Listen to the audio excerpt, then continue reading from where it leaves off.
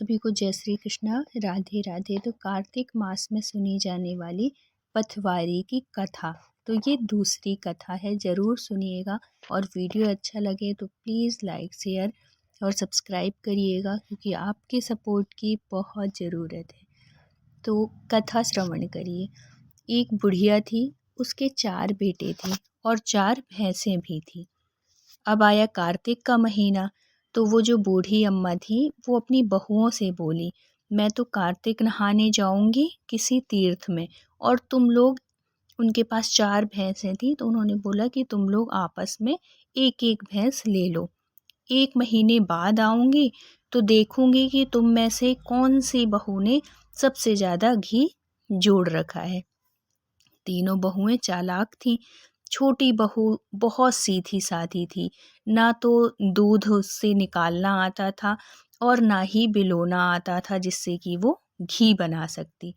तीनों देवरानी जेठानी बोली, अब देखेंगे कैसे करेगी ये, क्योंकि इससे आता तो कुछ नहीं है। सासू छोटी से ज़्यादा प्यार करती थी, इसलिए वो जो बहुएं थीं वो इससे चिढ़ती थीं। अब उनको कोई कुछ नहीं बताता, और इस वजह से भी नहीं बताता जिसमें कि जब सास आएगी तो इससे तो कुछ बनता ही नहीं है, इसके पास तो कुछ रहेगा ही नहीं, तो इसको डांट पड़ेगी, और जब डांट पड़ेगी तो हमें बहुत अच्छा लगेगा। वह बड़ी भोली भाली थी, वो जो छोटी बहू थी। वो अपना सारा दूध दही पीपल पथिवारी में गिरा देती थी। महीना पूरा हो गया, तीनों बहुओं ने अपने अपने एक एक डिब्बे भर लिए, लेकिन इससे तो ना तो बिलोना आता था और ना ही दूध का वो बनाना आता था कि वो मक्खन बना ले और है तो घी बना ले, ऐसा कुछ भी नहीं आता था। तो तीनों बहुओं ने अपना अपना घी जोड़ लिया, एक एक डिब्बा भर लिया। बड़ी खुश हो गई कि इसने तो कुछ बनाया ही नहीं। छोटी बहू बेचारी बड़ी परेशान। अब वो पथवारी माता से के पास गई और उनसे बोली कि मेरी सासू माँ आने वाली हैं और मैंने घी तो बनाया नहीं, मैं घी उनको कहाँ से दूंगी जब वो मेरे से मांगेंगी तो तब पथवारी माता ने बोला कि तू 4 कंकड़ ले जा यहाँ से, मेरे यहाँ से उठा के, और जाकर खाली डिब्बों में एक एक कंकड़ डाल देना।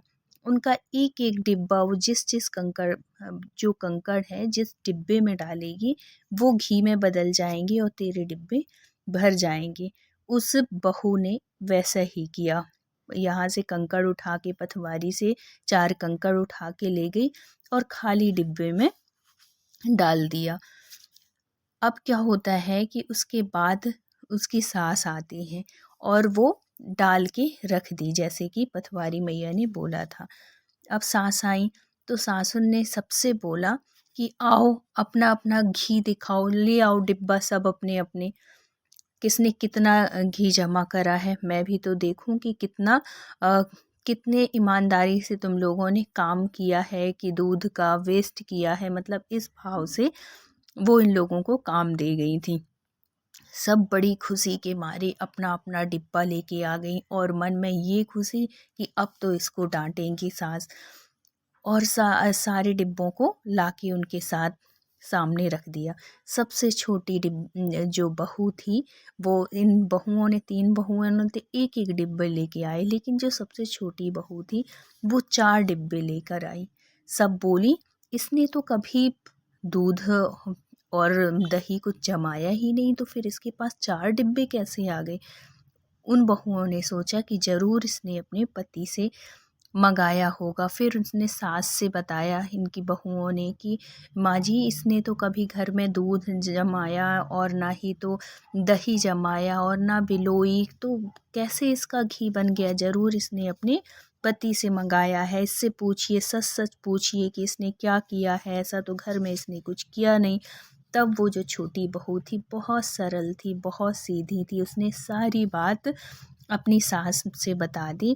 कि इनसे सास से बताई कि सासू माँ, मैं रोज़ दूध दही को लेके जाती थी तो पथवारी में डाल आती थी, जिससे पथवारी मैया प्रसन्न होकर मेरे को 4 कंकड़ दी, और उन्होंने बोला कि ये 4 कंकड़ अपने खाली डिब्बे में डाल देना, इससे ये कंकड़ जो हैं वो घी में बदल जाएंगे। मैं तेरी भक्ति से प्रसन्न हूँ जो तूने मेरे कार्तिक के पूरे महीने में तूने मेरे ऊपर दूध दही डाला है।